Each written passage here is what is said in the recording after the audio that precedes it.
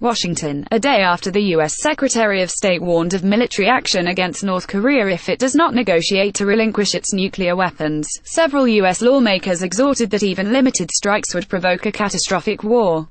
Following reports the Trump administration is weighing limited, preemptive bloody-nose attacks to rid Pyongyang of its nuclear program. Two Iraq veterans in Congress want the administration to drop the idea, and for President Trump to curb his fiery rhetoric. Pyongyang could within hours of being attacked kill hundreds of thousands of South Koreans and Americans in Seoul and the surrounding areas before allies could suppress North Korea artillery, they said. From there would be tens of thousands dead per day, for weeks and months. So there's no such thing as a limited strike, whether or not you use a nuclear cruise missile, said Illinois Democratic Sen.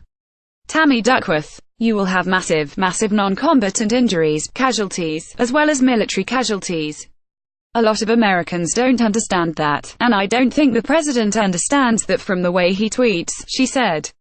Duckworth, an Arizona Democratic Rep.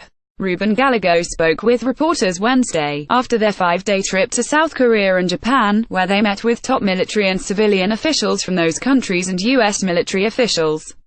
U.S. and allied military forces are ready, but the emphasis needs to be on diplomacy and sanctions, they said.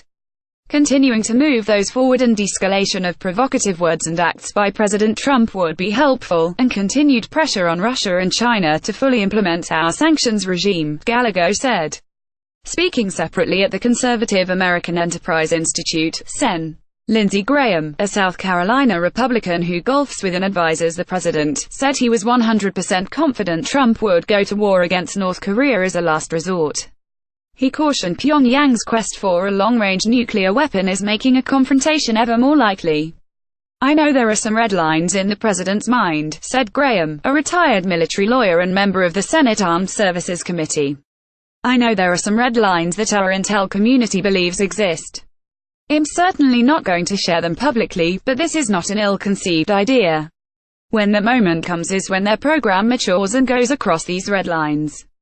North Korea claims to have successfully tested a new type of intercontinental ballistic missile capable of striking the U.S. mainland, but it has yet to show it has a nuclear warhead capable of surviving re-entry into the Earth's atmosphere.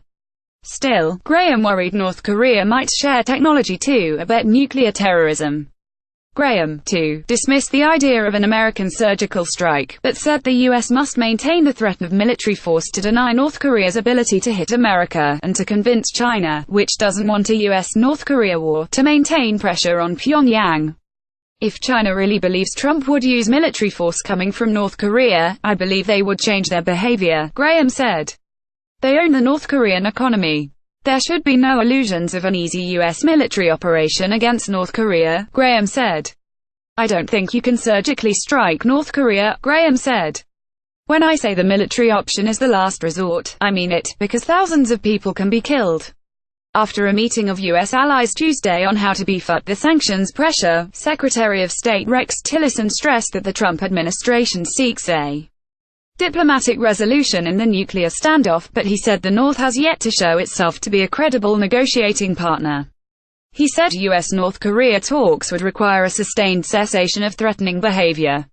We all need to be very sober and clear-eyed about the current situation, Tillerson said when he was asked whether Americans should be concerned about the possibility of a war.